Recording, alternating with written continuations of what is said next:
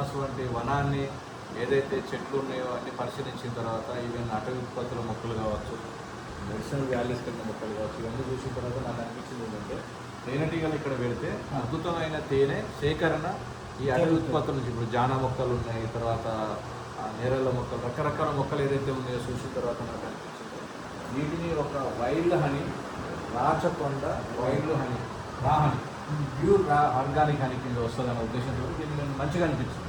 అందుకు మీరు అందరూ సహకరిస్తే దాన్ని నేను ముందు తీసుకెళ్తా.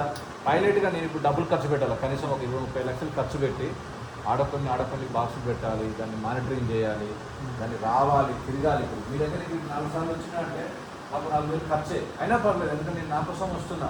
ఇది డెవలప్ అయింది అంటే, పైలట్ ప్రాజెక్ట్ సక్సెస్ అయింది అంటే 100 మందికి ఉపయోగపడుతుంది. ఇక్కడ అనేక గిరిజన తాండాలు ఉన్నాయి, ఇక్కడ చాలా మందికి విద్యార్థులు, వ్యవసాయదారులు ఉన్నారు, రైతులు ఉన్నారు. అటవీ ఉత్పత్తులకు పనికొచ్చే విధంగా పాలినేషన్ పనికొస్తుంది, మొక్కలకు అభివృద్ధి జరుగుతుంది, మంచి తేనె వస్తుంది. వచ్చిన తేనెని రాచకొండ బ్రాండ్ పేరు, ఎందుకంటే మనం రాచకొండ సమితి అన్నని అంజిరెడ్డి అన్న కూడా అడిగినాం. అది బ్రాండ్ చేయగానే అన్నకు పంపిన, అన్న ఇట్లా ఉందంటే అందరు గ్రూప్లో పంపించినాడు. చాలా హ్యాపీగా ఫీల్ అయినా, ఎందుకంటే దాన్ని మంచి బ్రాండ్ డిజైన్ చేసి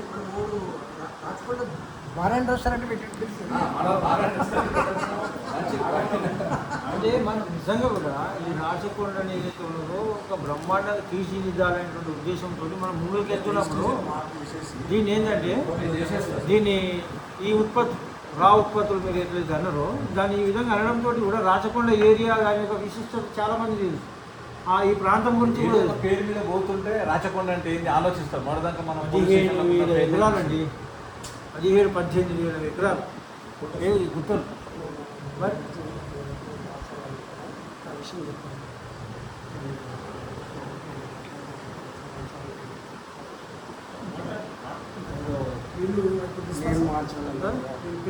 ఇప్పుడు భోజనం చేద్దాం, రెడీ గారు భోజనం చేద్దాం, టైం అయింది.